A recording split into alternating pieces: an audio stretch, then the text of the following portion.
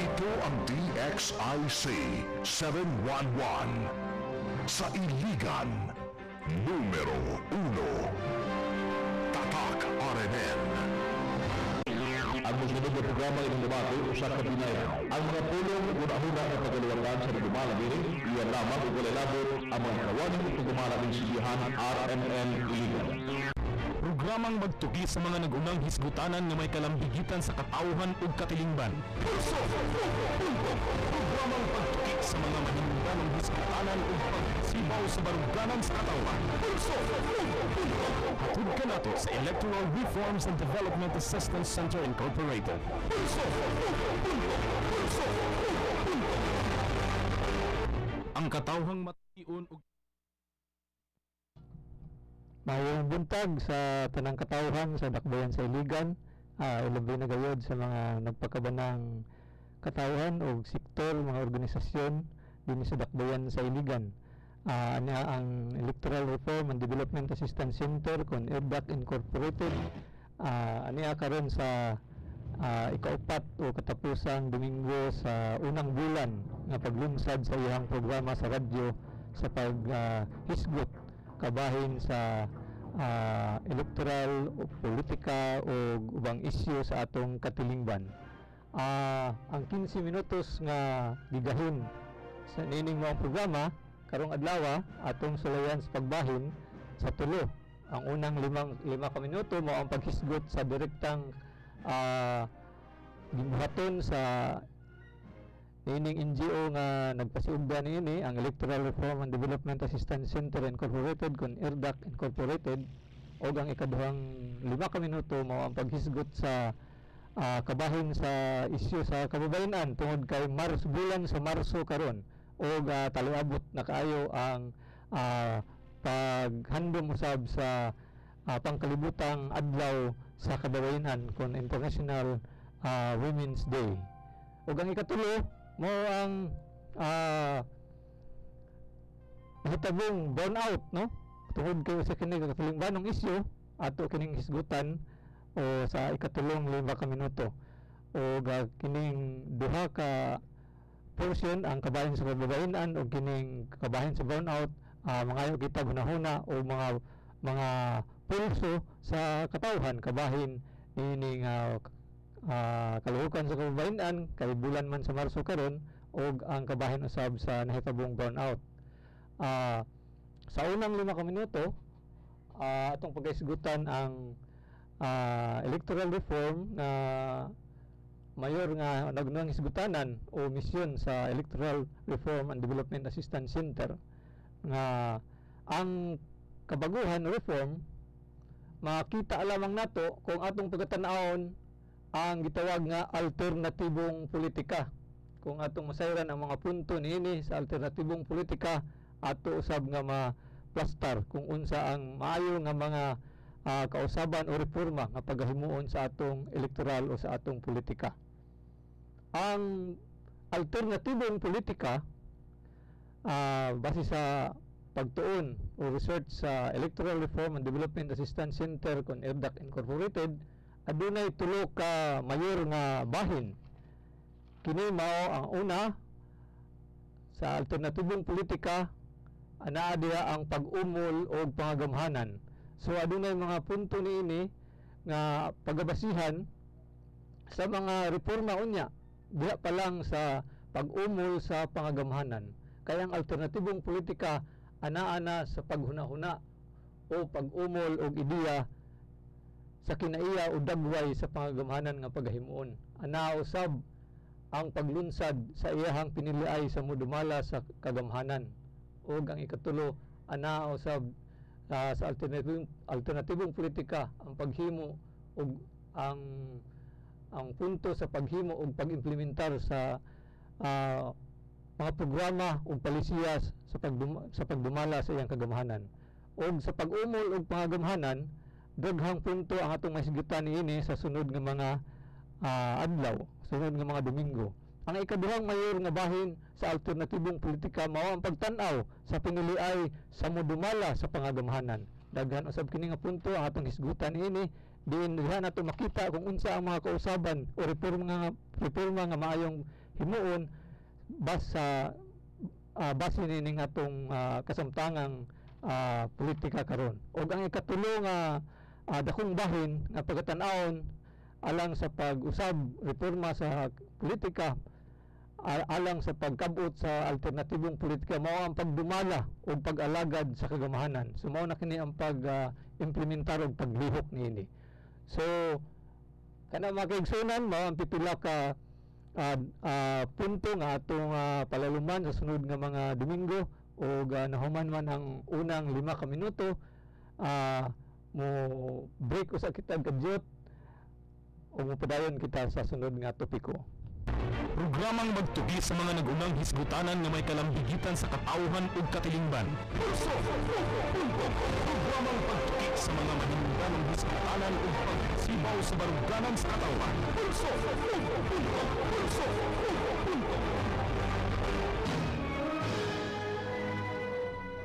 Og sa aging pagpadayon mga kaigsunan, ang atong oras alas 9:06. Og sa ako nang ginikaingon sa ikaduhang 5 ka minuto nining programa sa Electoral Reform and Development Assistance Center kon ERDAC, atong pagisumutan ang mga punto kabahin sa kalihukan sa sektor sa kababayenan tungod kay karong bulana, Marso, bulan sa Marso o gani karong Marso 8 mao man ang gitakda nga International Women's Day.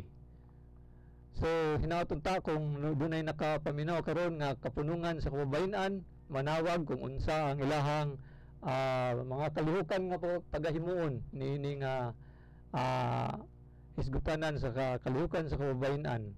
Ang akong nahibawan nga aktibo nga grupo mao ang Ranao Women Crisis and Resource Center on RWCRC, no? Kung nakapaminaw ta ang mga tinugyanan nini o mga kawani niini nga NGO sab ang RWCRC, Ranao Women Crisis and Resource Center o Council and Resource Center, makapadayag sila sa ilahang mga plano sa maabot nga International Women's Day karong Marso 8. O makapwede silang manawag karon, naapa kita yung mga 3 ka minuto alang sa ilahang pagpadayag, no?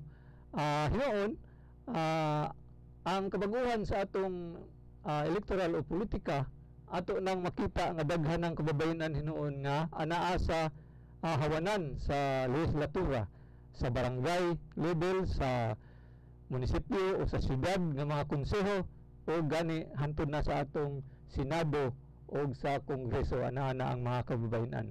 O kana usa ka dagway sa mga kausaban kay sa unang panahon pa man gyud wala man gyoy kababayenan. Gani ang Electoral Reform and Development Assistance Center, dunay gi-research nga seminar nga giuluhan og gender equality and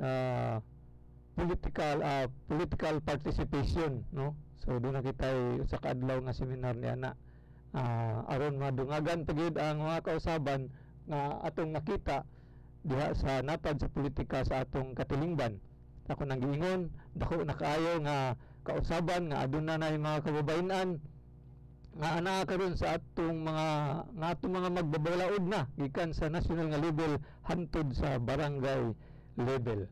Apan muingon ang komentaryo sa uban nga katawhan nga ang mga kababayenan sab kuno murag mag-agad pud kuno sa ilahang mga partner sa kinabuhi, no? O sa ilahang bana, murag dili pud siguro inana tanan, no? Dinhi lang sa atong dakbayan sa Iligan, dunay duha ka kababayenan, duha ka babae nga magbabalaod sa atong syudad. O wala pa may nanawag, basig na manawag karon taod-taod kabahin ni ining sa Women's Day nga kalihukan ato silang tagaan og higayon. Hello? Hello, mayong buntag, sir. Mayong buntag, sir. Oh, taga Santiago ni sir. Salamat sa iyong pagtawag, sir. Sa imong pulso kabahin sa punto nga kalihukan sa Royal kay Marso ng karon. Lagi. Ang atong pagtanaw manggol gusto na to ilang bigit ning kung nahigugma to sa kinayahan, karon ko sugod man ang kampanya sa kinayahan kay grabe nang gadaot. Susama ra po ni siya ang pangingusgan nato ang kampanya sa kababayenan kay parehas man ni sila nga tinubdan sa kinabuhi, no? Kinayahan, kababayenan, mga tinubdan ni sa kinabuhi. So ang kalalakinan karong Pitsa 8, no, International Women's Day man pero doon ay himuon ang kalalakinan din sa Iligan City. Kinsa katong gusto mo apil, ang agon nga mo apil, no. Mga kalalakinan kini nga mopakita sa ilang pakighiusa, no, pakigdurot ug pakigduyog, suporta sa pagsinggit sa pagkapata sa katungod sa kababayenan o uban pang mga gender. No, alas 8 sa buntag, Pitsa 8 sa Marso, at bang sa murag lisod i-promote ng dako nga tindahan diha, pero diha ta sa may post office na lang para iya sa publiko nga lugar kay ayahay kay ng kapitalista diha kung mo atong i-promote. Pero Pitsa 8 alas 8 sa buntag magmarcha ang kalalakinan pakita sa suporta. Awagon na mo ang tanan nga mo apel. Salamat kayo ang kita ng mga lalaki mo suporta sa kalihukan sa kababayenan. Salamat kayo. Ato na lang dungan usab ang hisgutanan kabahin sa burnout, no. So ato na lang isagol kini hisgutanan kabahin sa kababayenan, punto kabahin sa kalihukan sa kababayenan ug punto kabahin sa burnout nga nahitabo nga adtong miaging mga adlaw nga sa akong nahibawan walay hinungdan, walay unsay cause ni adto nga kuan burnout, dili maklaro sa mga balita. So basig aduna kamoy mga punto diha o pulso kabahin sa kalihukan sa kababayenan o kabahin sa burnout, palihog og tawag mga nagpakabana nga katawhan dinhi sa dakbayan sa Iligan. Kay kung atong tanawon ang kabahin sa burnout muli kato akong ginaingon nga walay klaro kung unsay hinungdan ni adto, no. Basta gimension lang naa sa newspaper akong nabasahan nga doon ako na nadaot ang kuan ang pulangi ug agos nga planta, no, ingon ni ana. So basin doon na ko nahibaluan o doon na ko mga pulso ni ini ug nganong ingon ni ini dili baka kini pareha sa Manila nga nangayog increase unya murag hostage ang mga konsumante, no. Dunay increase niya GTRO man sa kagamhanan, moingon dayon nga makasinati gid tanig mga daghang burnout. So basig na pay laing punto diha sa atong mga nagpagabanang katawhan, tawag lang sa nining stasyon 221-2690 alang sa inyong partisipasyon kabahin sa kalihukan sa kababayenan o ang burnout nga nahitabo. Hello, mayong buntag. Mayong buntag, sir. Sa tubod ni sir. Sige, salamat sa pagtawag. Ng kurente. Na kita naman nato sa gunad pa sa una ug hangtod karon sa administrasyon ni Pinoy nga balay sa industriya sa elektrisidad. Mao man jud ang pagpamligya ug gani nakita nato nga hangtod karon ang ipira na paghihapon. So kanang mga burnout na nato niya gunad pa sa una nga gihimo na ning strategiya aron nga kung moingon sila og magpamahal sa presyo sa kuryente wa na maingon ang katawan tungod kay naa naman sila rason nga kulang kuno ang supply ubos na ang tubig diha sa may Marawi ug daghan pang mga kaitsusan. Okay. Kita nato na sir nga ingon na sa gambalay ni Administrasyong Pinoy. So kana lang sir, salamat. Salamat po sa mga pulso sa kabahin isgutan ng burnout nga nahitabo, no. So kana na leksyonan. So hapit na matapos ang atong 15 minutos nga programa. Siguro sa sunod nga bulan, sunod nga Domingo, 4 ka Domingo na po, posible nga mag 30 minutos kining atong programa kay na may mga manawag o doon na sa mi offer og tabang na maka-finance niining atong programa, no, nga tabangan sa ubang NGO dinis dakbayan sa Iligan. So murag kadto man siguro ang atong mahimo karong adlaw nga kigsunan kay napupos na ang 15 minutos nga programa sa Electoral Reform and Development Assistance Center. Sa katapusan, mga lang kami og pasalamat sa inyong pagpaminaw ug pagpartisipar, pagtawag sa nining sa radyo o hantod sa sunod Domingo sa samang oras o dining sa samang istasyon. Kini ang inyong alagad sa kahangingan si Vic Layasan magpasalamat og maayong Domingo kanatong tanan.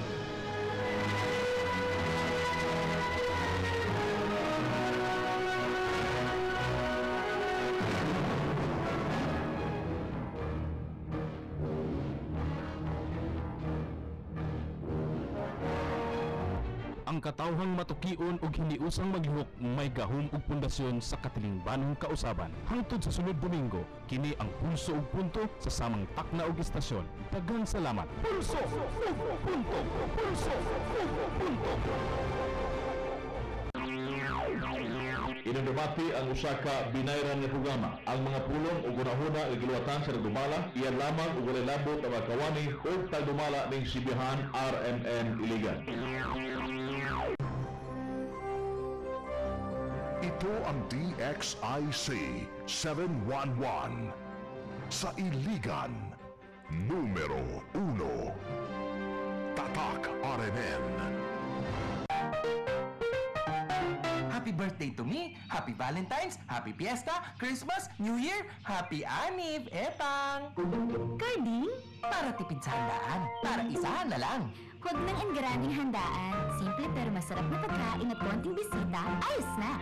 Ilabas ang lechon manok. Ikaw, kumare, paano ka nakakatipid sa handaan? Makita mong madiskarte ka. Gaya ng Bonux 3-in-1, ang madiskarteng sabong panlaba. Tumawag ng libre sa 880-0000. Pwedeng manalo ng 10,000 pesos per DTI Star Permit number 1446 series of 2014. Promo ends March 28. Makakasalubong mo si Sarah sa elevator. Excited? Makakatabi mo pa siya sa isang meeting. Siyempre excited! Pero pagdating ng lunch, kahit wala si Sarah, excited pa rin! Exciting talaga ang sarap ng bagong Jollibee Garlic Pepper Beef. May juicy beef strips topped with flavorful pepper sauce and garlic bits. At mas masarap yan with regular Dusty for 49 pesos only. Excited! Excited! Woohoo! Have an exciting lunch with the new Jollibee Garlic Pepper Beef. 49 pesos with regular drink. Price may vary among stores. Available Monday to Friday only. Ang sarap magpapag San Miguel Beef, yeah. Let's feel the summer. Let's celebrate.